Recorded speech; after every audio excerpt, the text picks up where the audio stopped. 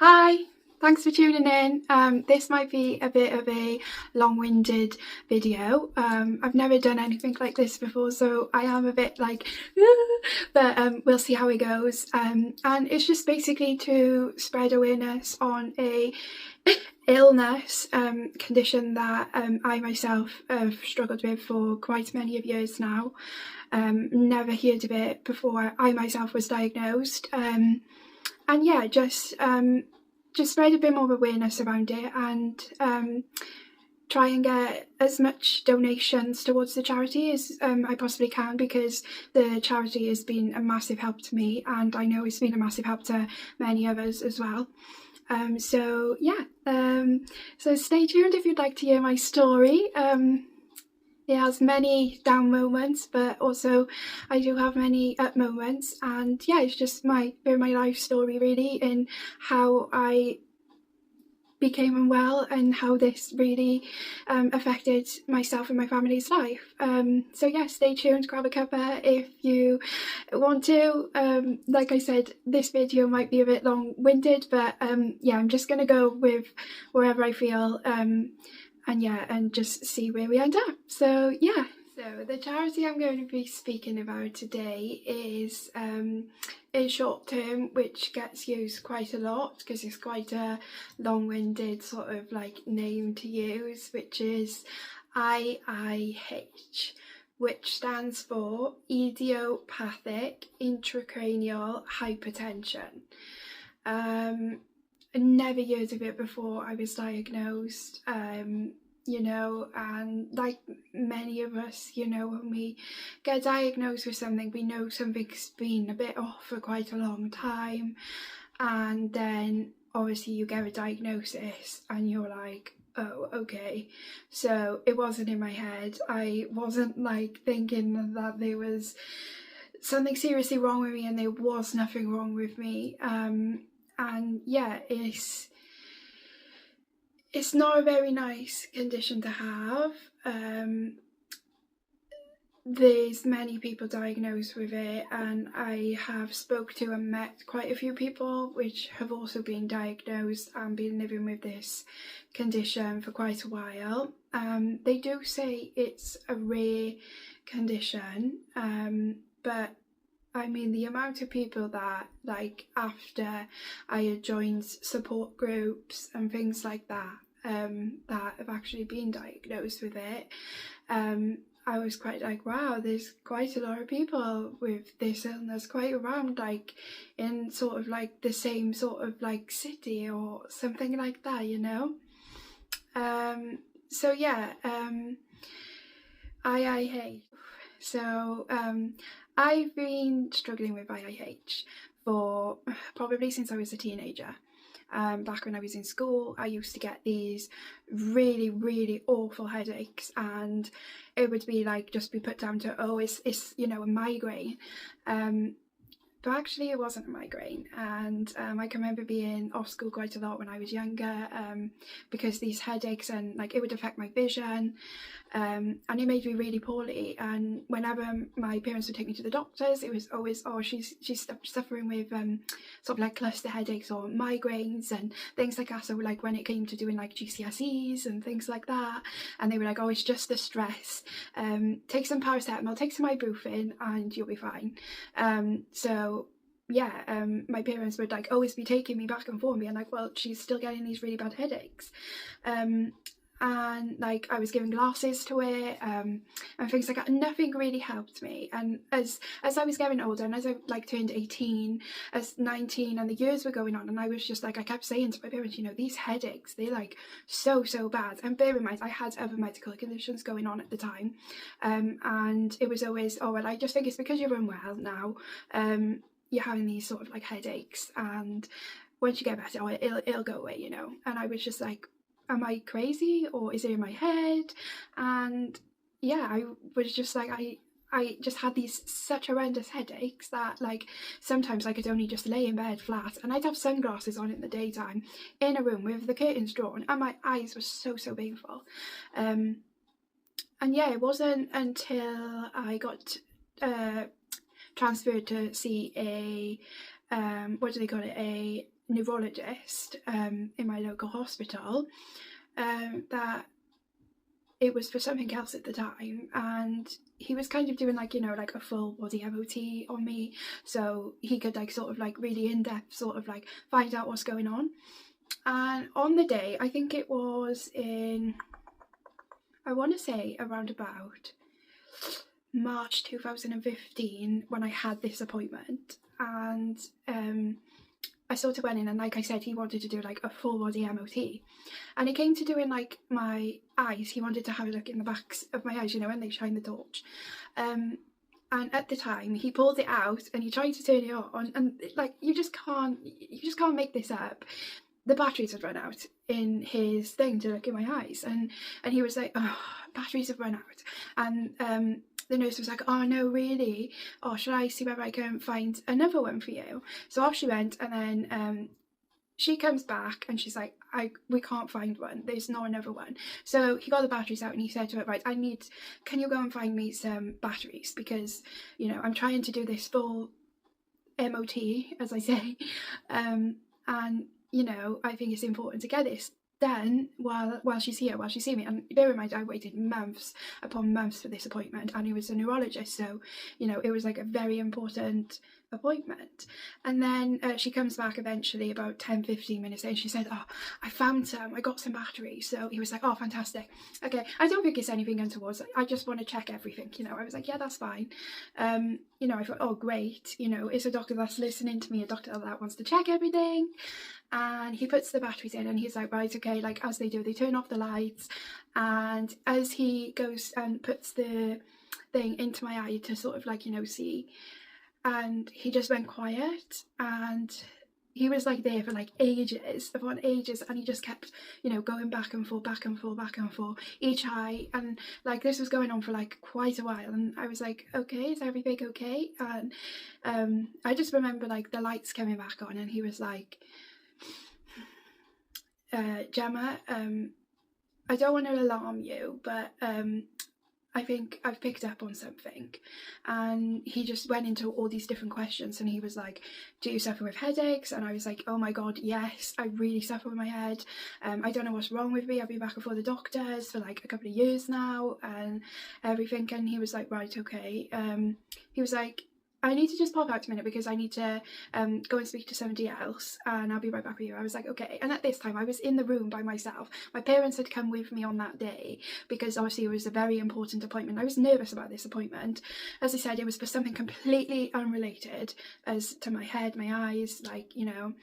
And so obviously my parents were like, could see him walking back and forth these different rooms, and then he comes back in and he says to me, right, I need to send you for some more tests. And I was like, right, okay, that's good, you're going to get to the bottom of what's going on, but like why are you saying this after looking in just my eyes? And he turned around and said, I believe that you've got something that can be quite common in young women your age. You know, you're of childbearing age, you're got a bit of weight on you, blah blah blah. And I was like, right, okay, well, what do you mean? And he that was the first time that I heard idiopathic intracranial hypertension, and I was like, what the what's going on? So he took me out to the room. I walked past my parents, and they're just like, oh, you were done? And I'm like, I don't know what's going on. And then and he took me down to the eye clinic, and I was like, right, okay, where they were doing all different tests, like taking photos behind the eyes when they put like the drops in and everything, visual fields, and just loads of different tests. And I was like, what? Like, and then he was like, right, I need to arrange now for you to have a CT scan and possibly an MRI scan. And I was like, right, okay. And then he was like, right, if we come back up to the room, and I said to him, look, I don't know what's going on by you, but like, you're saying all these different things, like words to me, and I'm just like, so I was like, can you speak to like one of my parents about this, because I brought them here with me today because I wanted them with me so we could find out what was going on. And he was like, yeah, that's no problem. So I walked past my mum, and obviously she could see I was a bit like upset, and I went and sat by her, and she was out in the waiting area at the time. And then he called my dad into the room, and he sat down with my dad, and he explained what he thought was going on and everything, and he was like, you know, this is urgent, there's something quite not right here. It's either, as he explained, the idiopathic intracranial hypertension, or possibly she's got a brain tumour. And I'm fairly certain this is why, where she said about all these headaches and things like that, like why she's unwell all the time. And my dad was like, right, okay, like obviously as a parent you panic. And then I can remember him coming out, and I was sat in the waiting area with my mum, and I was trying to explain to her what he said. I was like, I don't know, I gotta go for all these different tests and everything. And then like when my dad came out, he explained to my mum, and yeah, and then the next minute I know we were off for CT scans and things like that, and it was just very scary, you know. I think I was only like about 19, 20 at the time, I want to say. Not very good with dates or maths, so yeah. I was around about that age anyway. And yeah, I can just remember feeling like, okay, I think something is like, am I dying? Like, what is going on with me? And yeah, so the next time that I seen this professor, we got called back to go to the hospital, to go through test results and everything, and it was like a couple of like days or a week or so like later, and he said, like, looking at the scans, you've had like a bleed behind the eye and something, yeah, there's something like sort of, you know, too much pressure in your head and something is causing that pressure. And we were like, right, okay, you know, like it was really scary. As I said, like I never heard of all this before, and like, you know, we had things like, oh, we think you've got a brain tumour thrown out there, and things like that, and yeah, it was just very, very scary. And then eventually he said to me, look, so the next step I want you to do, I'm gonna send you down to the Heath Hospital, University Hospital of Wales, and you're gonna need to have a lumbar puncture.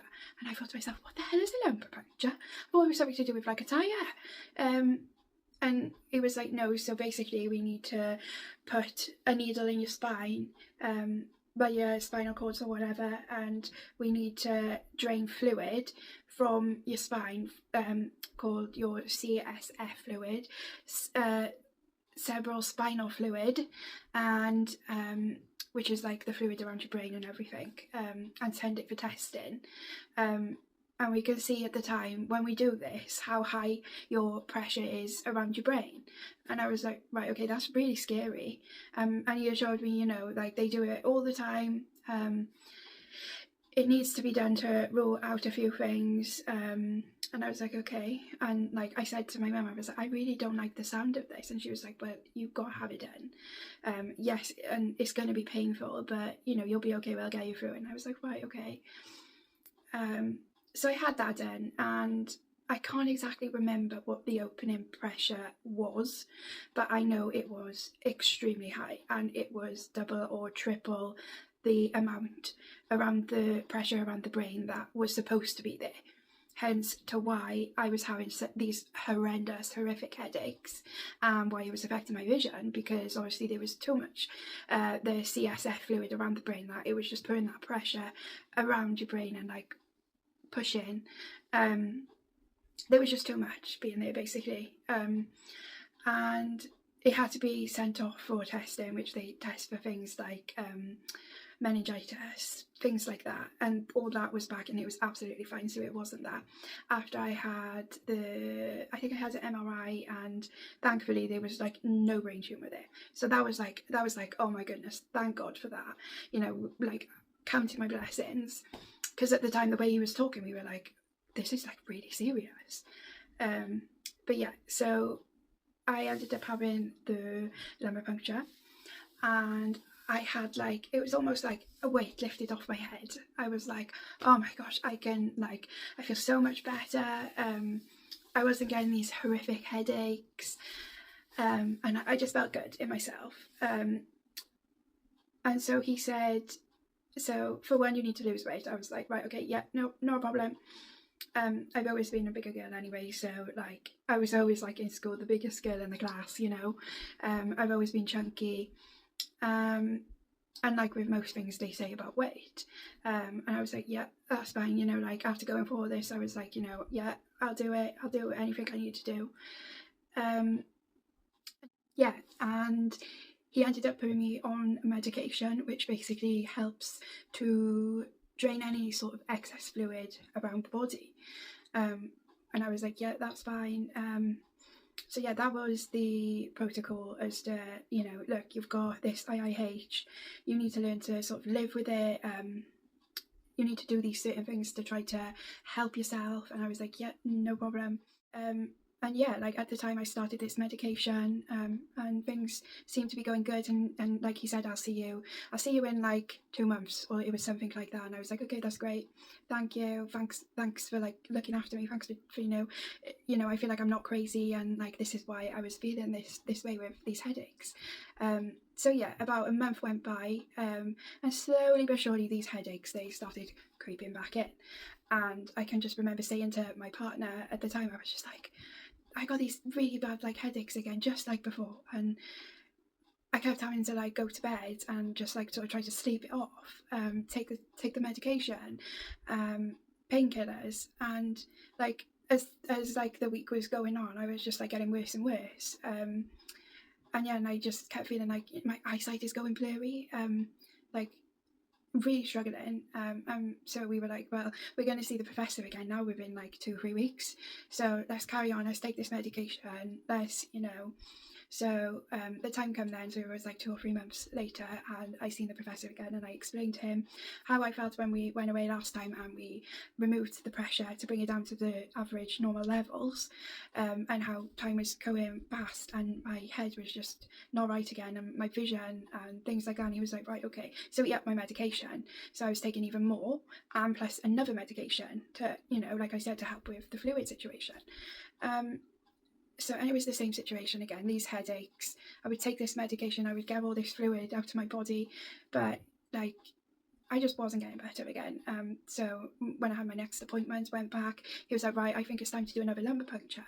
So back off, we went down to the Heath Hospital, had another lumbar puncture, and they were like, oh, it's twice or triple the fluid levels, the CFS levels again, like, you know, like this shouldn't be happening like this. Like it wasn't as if it was just like slowly but surely creeping up, like it was back to where it was back like three months, 3.5 months, 4 months prior to this.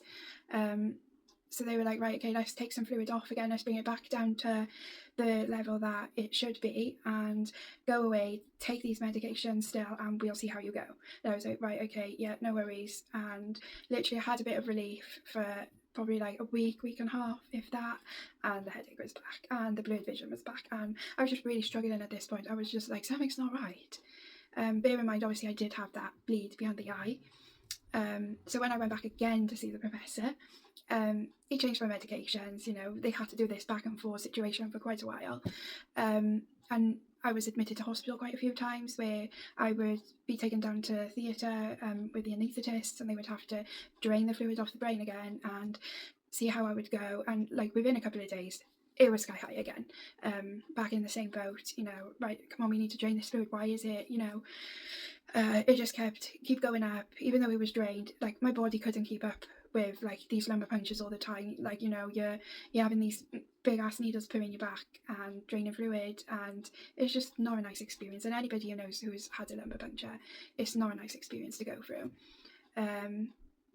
So yeah, eventually he was just like, the professor was like, you know, I can see you've lost a bit of weight, I can see you're taking your medications, we're having to do these lumbar punctures like all the time, we just can't keep up, like it's like your body is just producing too much. And I was like, yeah, I know, tell me about it. So he went away and he spoke to different doctors and everything, and at this time I was actually in hospital as a patient, and then when they come round then to see me, they turned around and said, look, we're going to have to rush you down to the Heath Hospital and you're going to have brain surgery. And I was like, what? Like, no, like, how? Like, why? And they were like, you're just producing too much fluid and we can't keep up. We can't keep doing these lumbar punctures all the time because, you know, you're hurting your back as well. Like, you think you're having these needles put in all the time. And it just wasn't something, like, it was no life. Like, I was in hospital all the time, back and forth. I probably spent a lot of time in hospital when this was all going on as an inpatient. I was just really unwell. So that day, obviously, it was quite a shock to the system. Like, you know, this had never been talked about prior. And yeah, and then obviously spoke to my family, etc. Next thing I know, I'm being carted off in an ambulance straight down to the Heath Hospital. I was put straight on the neurological ward, and I was told to get a good night's sleep, and tomorrow morning I would be down first thing to have brain surgery. Yeah, very scary. I'd be lying if I said I wasn't scared. I tried to say to my parents, you know, like, I don't want to go down this route, you know. And they said, you know, you need to have this then, you know. And bear in mind, when I was back and forth, I mean, like in the hospital as an outpatient, inpatient, I was having to have eye tests after eye tests after eye tests. The discs behind the eyes, they were completely bulging. Yeah, they were just really bad. Obviously, I had that bleed as well. So yeah, the brain surgery procedure I had done on the 17th of March 2017. This was the very first brain surgery I had done, and it was having a VP shunt placed, which is like a device thing that's sort of like on your head, and I had a scar by here, and it's almost like a catheter thing, and when the pressure gets to a certain level it would drain the fluid from around the brain, and it was like a tubing, and that goes from there, it goes down the side of your neck, down through your chest, and down into your abdomen, and then it goes into your body, sort of thing. So yeah, that was my first brain surgery. Obviously I had to have my head cut open and my stomach cut open. Very painful. Yeah, it took a while to sort of recover from that. I think I was in hospital for about 3 days after, and then they discharged me. So yeah, I was recovering from that surgery, and it was like a couple of days later and these headaches were back, and they were back with a vengeance, and I kid you not, I was just in agony. I didn't know what to do with myself. I was on morphine, I was on every painkiller that you can think of to try to help, and yeah, eventually I ended up getting taken back into hospital and transferred back down to the Heath. They did CT scans, they did x-rays, they did everything that they possibly could think of to check to see whether the tubing had come loose or knotted or anything sort of like that, to see what was going on. And eventually they decided, right, the pressure is obviously back up. Look, these things can happen. Sometimes they can be malfunction basically with the shunt. Sometimes, you know, these things can happen, and I was just like, I can't cope with this no more, sort of thing. I was just in agony.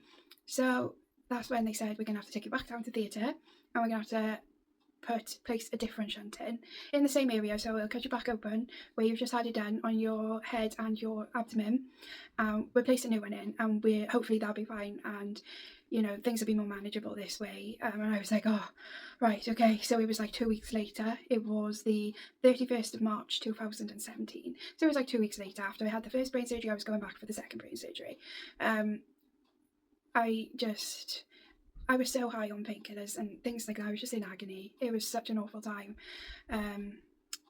So it was the same situation again. Basically, you're in hospital till you start to sort of be more mobile, everything. You go home with your medications, and they keep an eye on you, and then if any issues, you sort of call the ward, and then you go down. And yeah, and I think it was like it was like a couple of weeks. It wasn't long, and I was back really unwell, and yeah, I just didn't know what to do at this point. I was just so fed up, so drained, emotionally, physically. You know, like my mum, my dad, my partner, they just didn't know what to do. I didn't know what to do with myself. So yeah, I had to go back to see them. I ended up being admitted to the Royal Glamorgan Hospital, where they did some tests again, and then they spoke with their consultants down in the Heath, Miss Van Bejam, which is a neurologist surgeon, like amazing. Like what she can do is absolutely incredible. And they looked down different avenues again, and they were just like, your body is like basically like just rejecting it. Like it just, your body doesn't seem to want to cooperate. Like, so they were like, right, we got another option we can do. Instead of going back in and putting a new one in this side, why don't we do another VP shunt, but put it the other side, where it was like a different placement. So you had a part at the front and on the side. and they were like, and maybe like your body will be fine with this one, and then obviously if this one is malfunctioning, you've got that one as a backup. So we were like, right, okay, like, you know, we went into everything with them, and like that was the best thing to do at the time, because as my eye tests were coming in, my eyesight was just getting worse and worse and worse, to the point I was like, basically I was just like, I can't see properly no more. I was walking into things, bumping into things, and like, yeah, it was just like, you know, I had blinkers on, like I just couldn't see properly. So when they did the tests, they were like, yeah, your eyes are really, really bad. We need to get this pressure under control. So off we went again then for the third time, which I ended up in an intensive care unit down in the Heath, really unwell. And yeah, that was the third brain surgery within 5 weeks, in 2017. Yeah, so it was basically back to recovering, medications after medications again, and thankfully my body seemed to cooperate with this one, and I was like, oh my goodness, thank God for that. My eyesight seemed to sort of settle at where it was. They said where obviously my pressure was so erratic, so high, the damage was already done to my eyes. Like there wasn't nothing we could really do about that, because like as much as they were trying to keep it under control, things were just, it was just too much all the time, and yeah, the damage was done to my eyes. So I was down to basically seeing through a pinhole. So yeah, I can't see here. I can just see literally straight through a pinhole size. So I was diagnosed then severely sight impaired blind.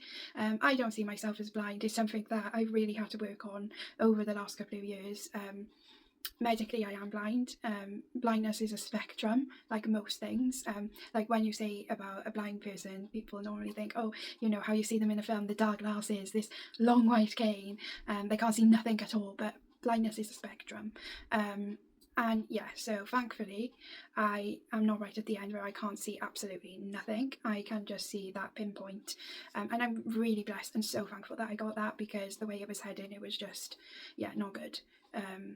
Yeah, I'm just so happy that I got that. And at the time I was due to get married, and I was like, I want to be able to see my dad at the end of the aisle, like, you know, it's our wedding day, it's so special, I don't want to be like, I can't see him, and things like that. So we pulled our wedding forwards and we got married, and we had an amazing day with our family and friends. Really hard day, because as you can imagine, I was recovering from brain surgery. You wouldn't think it if you've seen the photos, but yeah, I'm just blessed with the best. So yeah, shout out to my dad, because yeah, we've been through a lot together. Yeah, and I'm completely blessed with such an amazing husband. He always looks after me. Yeah, amazing. Love you. So yeah, I know before we got married, I had an appointment with the doctors, and they said, your eyes, they're not looking the best. And I was like, well, what do you mean now? Like, so it was, they were starting to, obviously there was pressure there. They were going to have to do a replacement shunt. And they were like, ideally we need to do it within a week. And I was like, I'm getting married within a week. Like, no, you're not taking this away from me. I'm not letting this sort of defeat me. And so it took quite a lot of convincing. And the doctor was like, okay, so if we let you get married, you'll have to come in then after. And I was like, that is fine. Let me get married. Let me go on a honeymoon for a couple of days, and I'll come straight here. I just want this one thing. You know, I felt like we really deserved that. So yeah, obviously about that time I was still taking a lot of these medications, etc. And by the time we went back, I had more tests down my eyes and my shunts, etc. And things were slowly starting to die down. So like, I was just so happy. You know, we just got married. We like, yeah, I was on cloud nine despite all this that was going on. Like, really happy. So she decided, look, we won't do this replacement yet. Let's see how you go. Let's see how this one is functioning, and you've got your backup just in case. I was like, right, okay. So yeah, and like that was back in November 2017. I've had problems with my eyes and my head, and sometimes it's been like the hit miss, like, oh, am I gonna have to have a replacement done? I'm on lifelong medication now. Like I said, my eyes, the damage is done. I've always got that thing of, if the shunts do stop working, then my eyes could go even worse and go fully blind, which I hope never happens. But there's always that, like, it could happen. So like making sure that these shunts are working, you know, keeping an eye on these headaches. So when my head gets to a certain pressure, these shunts kick in. I'm not sure at this point whether it is actually working.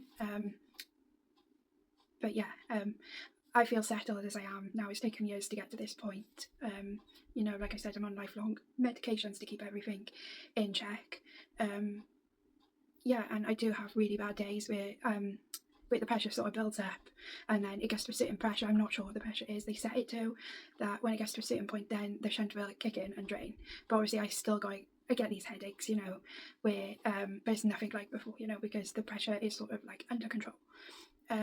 So yeah, I do have to go back and forth quite a lot to make sure everything's going okay.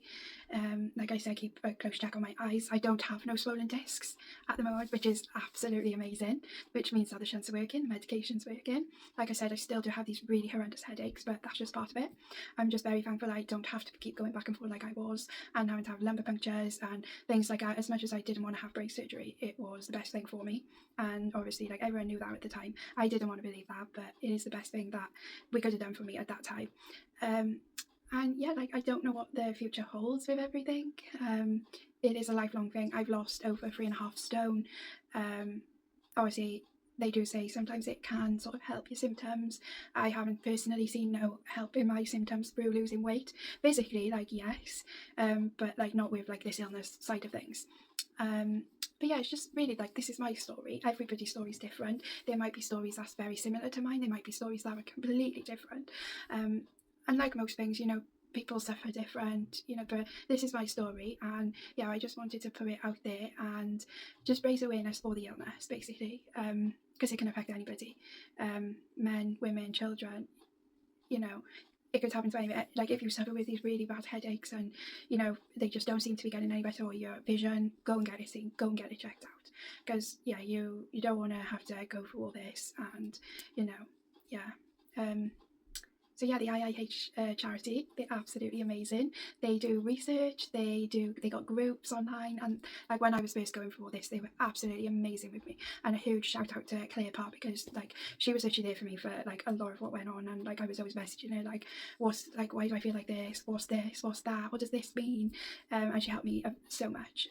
But just having that, like, people that know what you're going through when nobody else that you're close to knows what you're going through and how you're feeling, is a big support. And the IIH charity is just, yeah, amazing.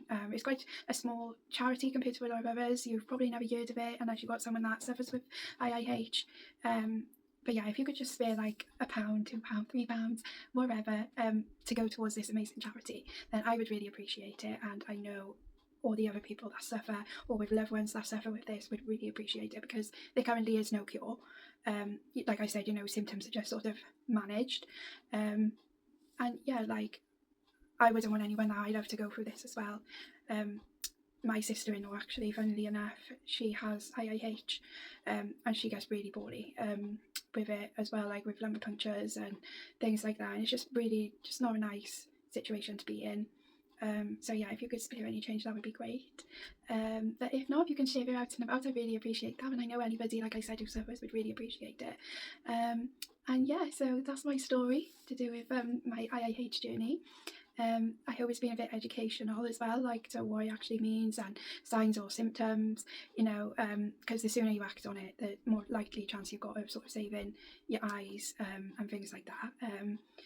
But yeah, I'm just thankful that one day that I seen that professor, he was adamant he was going to look in my eyes and he was going to get batteries to go in and check, because who knows what could have happened if like, sometimes when you see doctors, they say, you know, oh, it's fine, don't worry about it, I'm sure everything's fine. But you know, this Professor Robinson was amazing, and yeah, I'm just very thankful and grateful. It's been a hard fight, but I'm here and I'm stronger for it, and I am, like I said, so thankful I still got this bit of eyesight. Who knows what the future holds. But yeah, so thanks for listening. Drop a comment down below if you have watched to the very end. I know it's very long-winded, but I appreciate all the love and support. And yeah, so thanks for listening. Bye.